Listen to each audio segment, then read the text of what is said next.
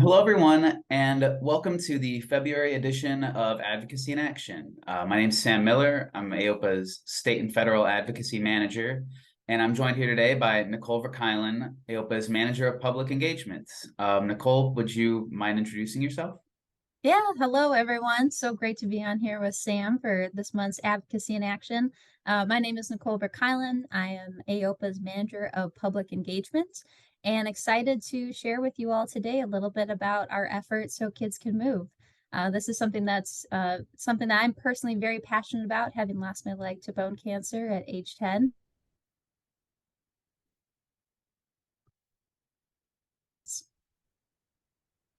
Awesome. So I have invited you to join me today to talk about your experience traveling to Santa Fe, New Mexico.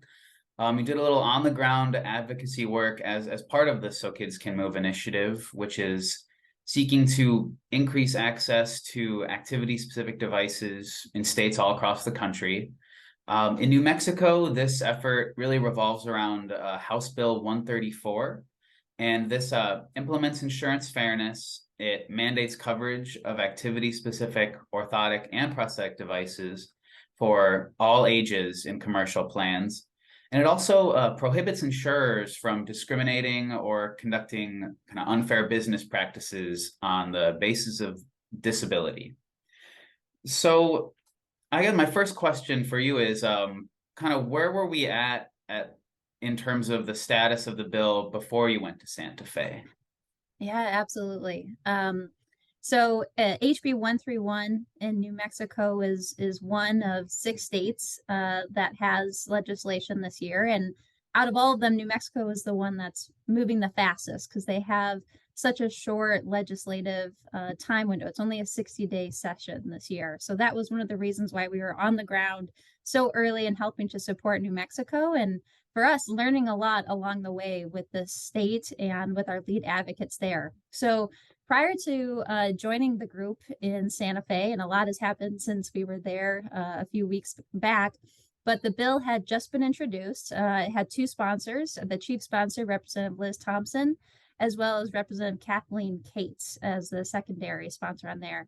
And it was awaiting its first committee hearing. So we had flown in preparation to testify that week and to help support our lead advocates, Kyle Stepp and Laura Lewis, in the bill's first committee hearing. And really, no one knew of the bill yet. It was really quiet. No one really knew about HB 131. And part of our goal of going there was to get, 3 additional sponsors on the bill. So in addition to Representative Liz Thompson and Kathleen Cates, we needed to get 3 additional ones to reach that goal of having 5 sponsors on the bill. We were going to help, obviously, Kyle and Laura testify during the first committee hearing and really just expand the bandwidth of the New Mexico team in the Roundhouse through, various conversations and meetings. To kind of jump to share what happened and some of the results of that, we were able to secure all 3 of those sponsors that week. That was part of our goal. One of them was Representative Josh Hernandez, who is a Republican, as well as Representative John Block, a Republican as well. So then through that, we had bipartisan support on the bill. And we were also able to secure Senator Sia Correa Hemphill. And what I want to share about both Representative John Block and Senator Hemphill was that they had personal connections to disability. And that was really through those conversations and kind of learning about them and their own passions is how we came to identify them as sponsors.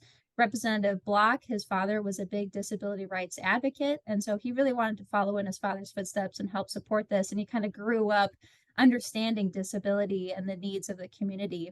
And then Senator Hemphill's son actually had osteosarcoma, which is the same type of bone cancer that Kyle Stepp, the lead advocate in New Mexico, had as well. And so she'd been through that process of, seeing her son have an amputation and need prosthetics. And so she became this incredible champion. And I remember we were all standing kind of in her office, sharing Kyle's story and Callaway's story.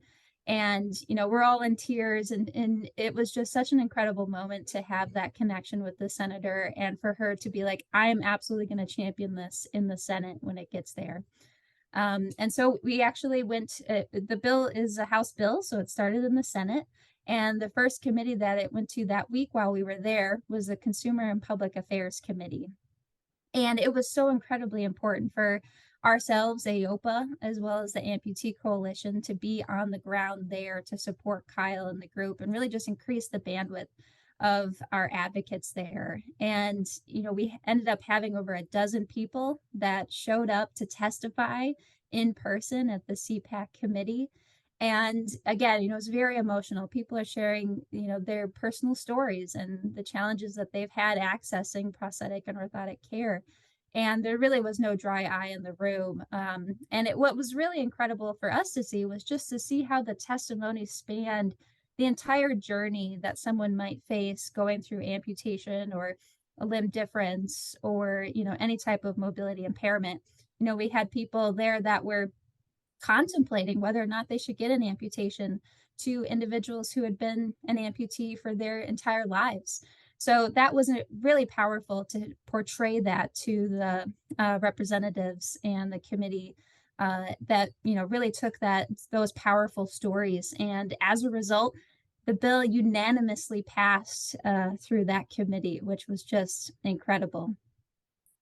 Another kind of big win that happened that week as a result of kind of us being on the ground and helping out was being able to have increased bandwidth where myself and Laura Lewis and her daughter Callaway were going around and delivering letters that had been written from some of the children from Callaway's school. And as we were doing this and going into one of the senator's offices, we ended up kind of striking paths and making friends with this individual whose son happened to be the lobbyist for Presbyterian, which is one of the largest insurers in the state. And as we started talking to Tom, he told us about his son Larry and said, you got to get connected to him. And what ended up happening with that is building this beautiful relationship with Presbyterian's lobbyists who wanted to get to know this bill and wanted to understand, why is it that people need access to multiple prostheses. And Kyle was able to literally take off his leg, put on his running blade, and show Larry, exactly what it does and why it's needed. And so that was an incredible opportunity that wouldn't have happened without, being on the ground there to support and helping to increase, just the where people could be and at what times during that week. And I will say that we came in, not many people knowing about HB 131, but when we left, there was a lot of noise, a lot of momentum, and this had really become a priority bill. Absolutely. And I think that is kind of the difference in that in-person kind of format is you can literally walk around in kind of the physical space and get to know everybody in the roundhouse itself. And if you're listening and you're not as familiar with New Mexico, their state capital is called the Roundhouse because I think it's the only circular state capital in the nation. So you can kind of do little loops around it. And I was going to ask, it sounds like the legislators here are pretty like accessible. And I just wanted to see if you had any insights on that. Oh, yeah, absolutely. I mean, it was a very dynamic environment. And just as you said, this being set up just as a roundhouse, you'd just be walking and you'd bump into people and start having conversations. And, a lot of kudos go out to Kyle Stepp as, one of the lead advocates in New Mexico, because you can't throw a stone and it not hit someone that he knows. And so, we would just be walking through the halls and he'd be saying hey to everybody and striking up conversations. And I think that was, an incredible part of being there, and incredible success that the Bills had is because of those relationships Kyle has built over the years living in New Mexico. The other part of, New Mexico's state legislature that's so unique is that it's an all volunteer run legislature. And so really kind of the way that Kyle and I shared is that democracy is accessible. You could walk right into a representative's or senator's office without even having a meeting and end up getting a little bit of ear time with them because of just the way that it's structured. So everything kind of in some ways is on the fly. They don't have a lot of staff, and so that creates some barriers, but at the same time legislators and the whole process of democracy was really accessible, and it was an incredible thing to see. Yeah, and just I think New Mexico, it sounds like from what Kyle has explained, like you said, it's so small and connected almost with kind of the way that relationships play out, where everyone seemed to know Kyle, and that really helped in this specific instance. And I think that speaks to kind of the way that every state's different, where there are certain states we have initiatives going on in several other states right now, and in some for more populated states, it's more of a regimented process of, scheduling meetings, making sure that the necessary paperwork is in place for hearings, a lot of kind of nitty gritty details. And it seems that New Mexico, it is a little more accessible, and that's really helpful. And just being able to walk around. I know that at least in Congress, you really have to like schedule the meeting. You have to get it on the books a couple of days beforehand. There's usually an intern that has to come in and kind of escort you through the building to get to the office. And it's just a much different picture. So I think that's really helpful to get on the ground and learn about that specific kind of format. Yeah, it's funny. In many ways, walking through Santa Fe feels very similar to walking through the Roundhouse, where it kind of has this Wild West type of feeling. And, it's just very neighborly. All of the legislators that are there are doing this as a volunteer work to help serve the community and serve their neighbors. And so that is something that Kyle had shared with us from the get-go when we started working with them in New Mexico and started having our weekly meetings with them back in November. That this was going to be a very neighborly process, and that individuals would be accessible, and that's really what it's turned out to be. Mm-hmm. I think kind of speaking of the kind of preparation for this activity, I wanted to know more about how kind of you personally laid the groundwork for this work in New Mexico, and then I think we can kind of go back and forth on how ourselves and our partners also kind of really helped make this happen on the ground level. Yeah, absolutely. I think it's important to let people know that this, I think a lot of people want to think that it's like an overnight success, right? And but really the groundwork had been being laid for this years in the making in many ways. In one capacity, this idea of defining physical activity as medically necessary has been in conversation and in the works for the past 5 years. Personally, as an advocate and the work that I had done with Forrest Stump, we created a policy brief, we had a petition to Congress, we had a lot of materials going into this that we were able to take and then utilize as part of the So Kids Can Move effort. Statistics and certain arguments and just ways of framing physical activity and the need for this. We've also, as a team, both myself and Sam, created, fact sheets and policy briefs and flyers and social cards and a whole Google Drive of resources for this, as well as holding advocacy calls and legislative outreach training with the advocates in New Mexico. So there's a lot of groundwork that was done, years in the making, and then also within the past 6 months just to support New Mexico. In addition to that, I want to share that, Kyle Stepp's relationships that he's had in the state, that's not something that was built overnight. He had worked on a previous candidate for governor's campaign. He's been so integrated in the New Mexico community. And so a lot of the relationships and just ability for us to navigate, the halls of the Roundhouse, but then, have individuals connect us with other people are really as a result of all of that foundation and that groundwork that Kyle has laid through that relationship building. So, the success in New Mexico is absolutely something that is replicable. I want to get that across to people, but definitely not an overnight success. It's something that has a lot of time and effort has been put into it that people might not see behind the scenes. Mm-hmm. No, most definitely. I think something, speaking to Kyle's connections that he's kind of built over the years, something that's been kind of really helpful for us and laying that groundwork is kind of talking to Kyle about who he knows and then meeting with those people and then asking them if they know anybody, and then kind of moving along the chain to create this network of people that are interested in getting involved. And then we had an intake form essentially that people could fill out to show their interest, and then we use that as kind of a contact list in the future, and a way to find people interested in specific parts of advocacy, like if they wanted to meet with legislators or provide testimony or things like that. And it's that list. I mean, I think it's definitely up past 100 at this point. I don't remember the exact number, but it's up there, and just getting that support kind of consistently is really helpful, and building a list of people that you can count on to make calls and to support during committee hearings and such is has been really helpful. Yeah, that list has grown to over 120 people. And I think what's really great for us is to see how this effort is not just within O&P, within orthotics and prosthetics. You know, we've been able to engage groups outside of O&P as part of this because of Kyle's network, you know, disability rights groups and gyms and, you know, Carrie Tingley Hospital. I mean, there's just so many people that have been, you know, interested and willing to sign up and say, hey, I support this.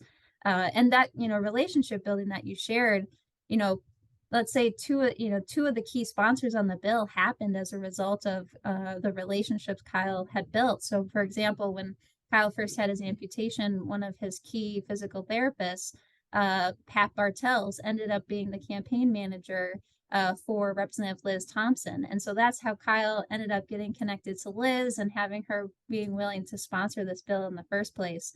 And then another, you know, friend of Kyle's, Lori, is an assistant for one of the senators, Senator Hickey, and he happens to be in the same office as Senator Hemphill. And so through that connection, Kyle was able to get connected to her. So it's all about that relationship building. And you know, I think it's helpful to have that Rolodex. Sometimes you don't even know who you know, but if you can keep track of that, that's really helpful. Mm-hmm. And it really is those kind of, it doesn't need to be a huge relationship that you have or huge connection. It doesn't have to be, oh, I was best friends with this congressperson for 20 years. It can just be, oh, we go to the same gym sometimes and I see Absolutely. him say what's up. That's enough, you know. But I think something that I would like to know is kind of related to the hearing itself. Um, I wanted to see what kind of what was it like to do that? What was it like to be involved in that hearing? Yeah, absolutely. Well, that was, you know, my first time being in person at a committee hearing.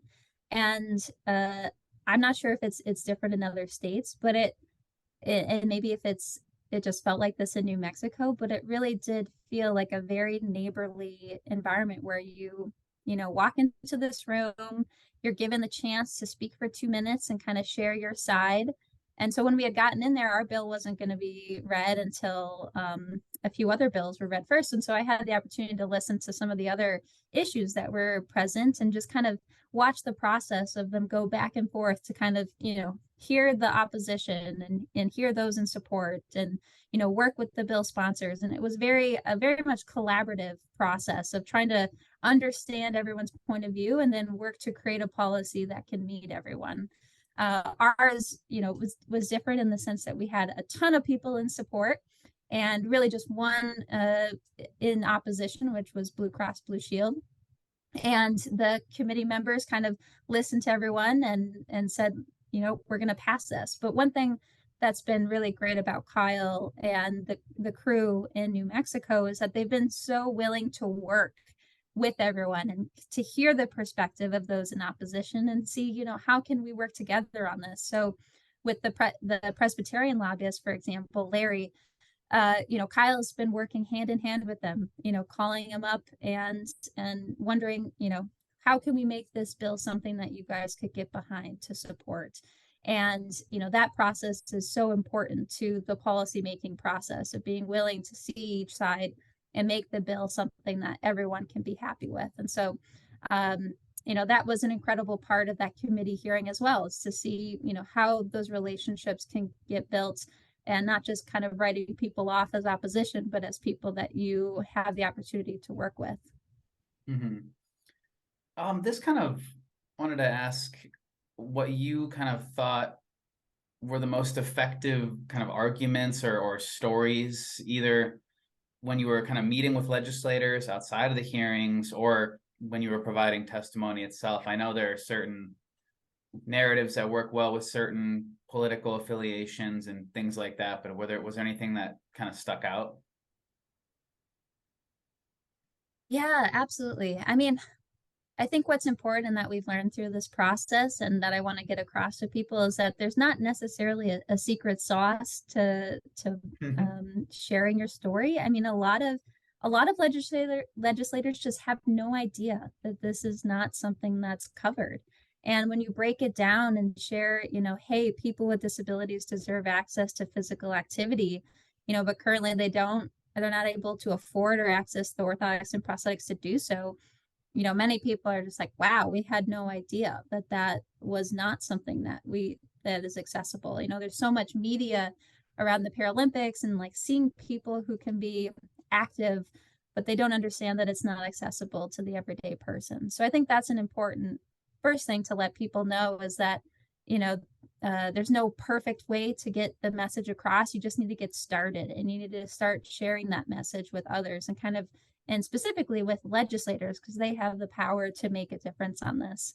But there definitely were some very powerful stories that you could see, change the minds of the legislators. And I think that's a really important part of this is that there was such a deep roster of individuals living with lived experience of amputation or mobility impairment that spoke during these committee hearings. And that's why it was so emotional.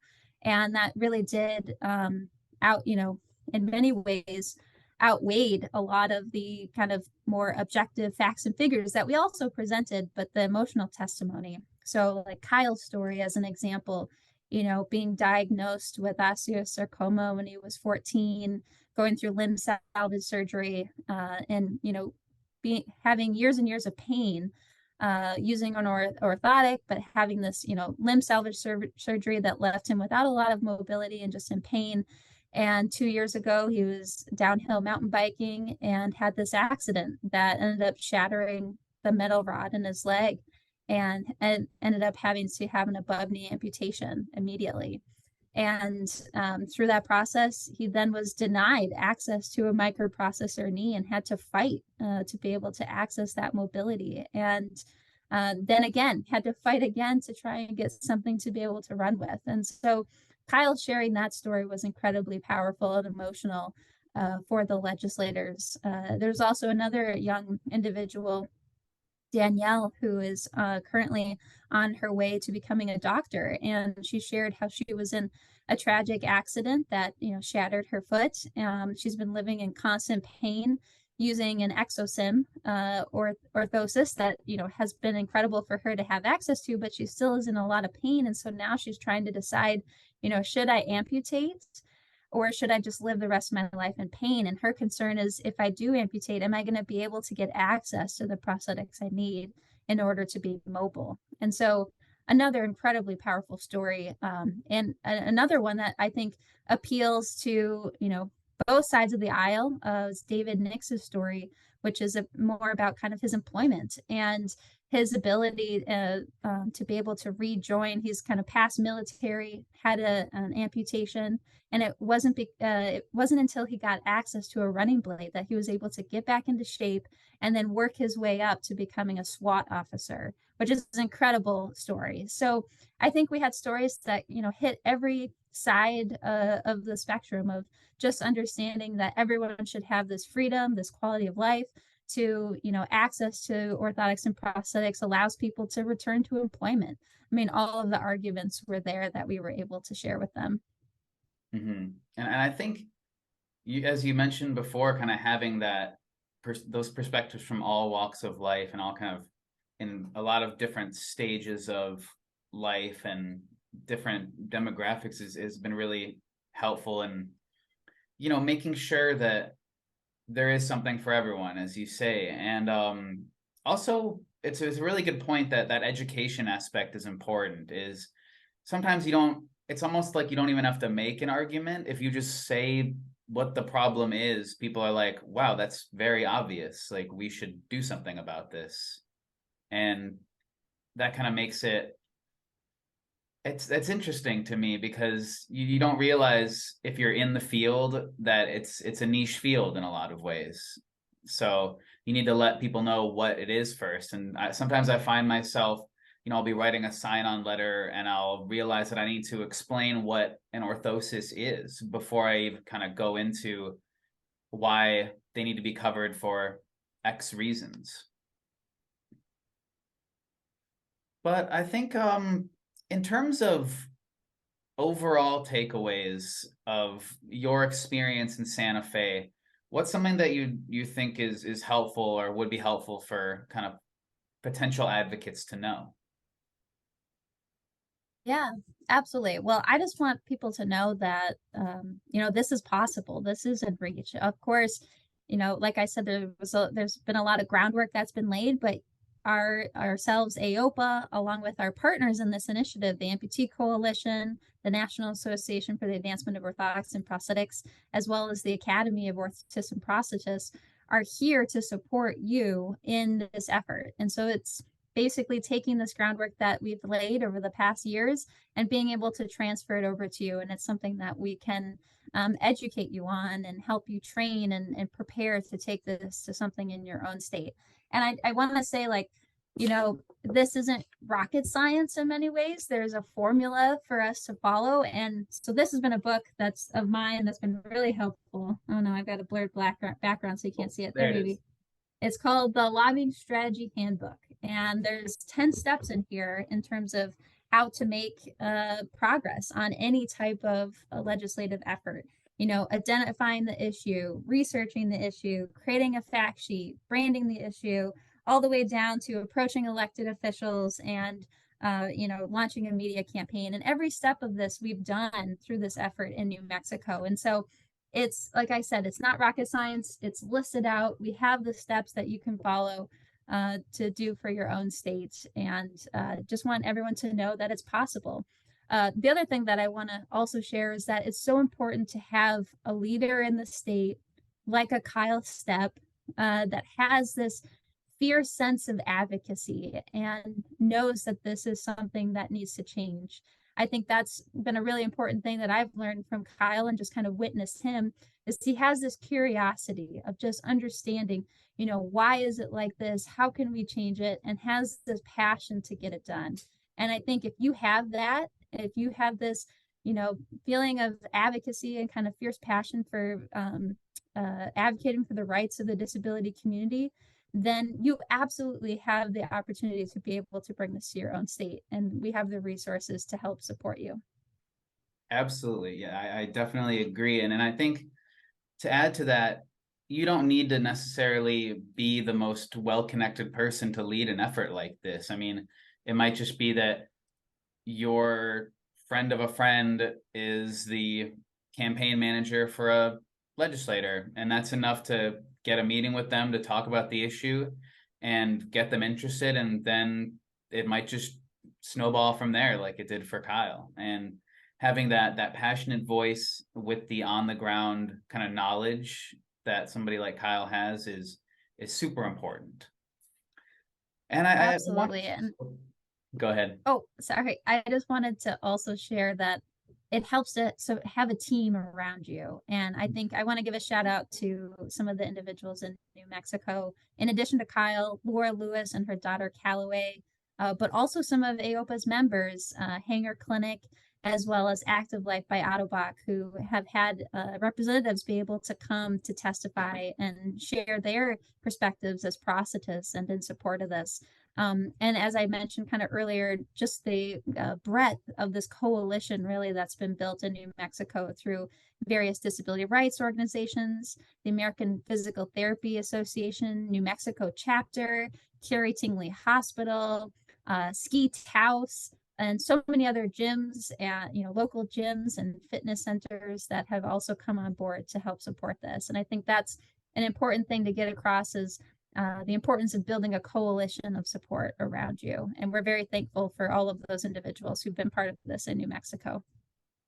And I think that also, especially for this initiative, it goes to show that really are, if you can just kind of brainstorm anything that has to do with physical activity or recreation, and those organizations would be helpful as kind of partners in this. So, like you say, a ski group, a gym, those are, you may not feel like they're directly connected, but having their voice involved is very crucial, and getting all of those different perspectives that you may not think of at first, but are nonetheless important. I think I'd like to, Absolutely. oh, sorry about that. I wanted to kind of close the conversation just to make sure that everyone knows what the status of this bill is at the moment, because there have been some really great updates since you were in Santa Fe. Yeah, absolutely. There's been a lot of exciting progress that's happened. So, as I mentioned, the bill passed unanimously out of the CPAC, this Consumer and Public Affairs Committee, while we were in New Mexico. And then the week after that, it headed to the House and or the Health and Human Services Committee, and again unanimously passed out of that, which was amazing. And then it just went to the House floor just on Valentine's Day, actually, and it ended up passing off of the floor with a 68-0 vote.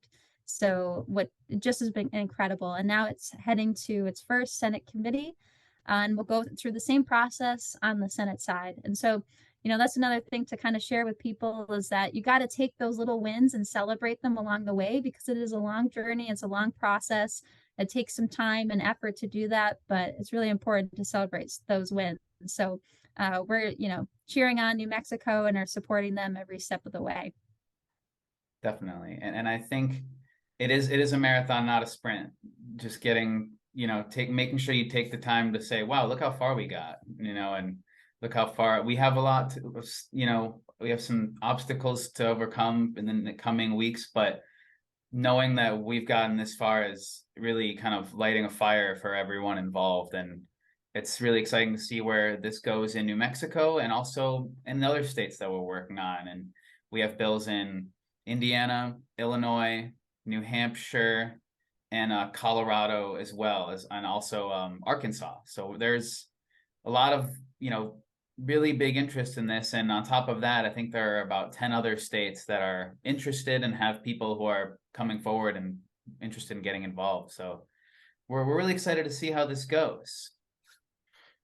Well, there you have it. I really appreciate you joining me, Nicole. I hope you've all enjoyed listening to this conversation. Make sure to stay tuned to the AOPA Co-op. We have the state-by-state column of the O&P Almanac, and AOPA's kind of regular email updates where we'll be able to help you stay in the know for all things So Kids Can Move. So I appreciate you all taking the time to join us, and hope you have a great day.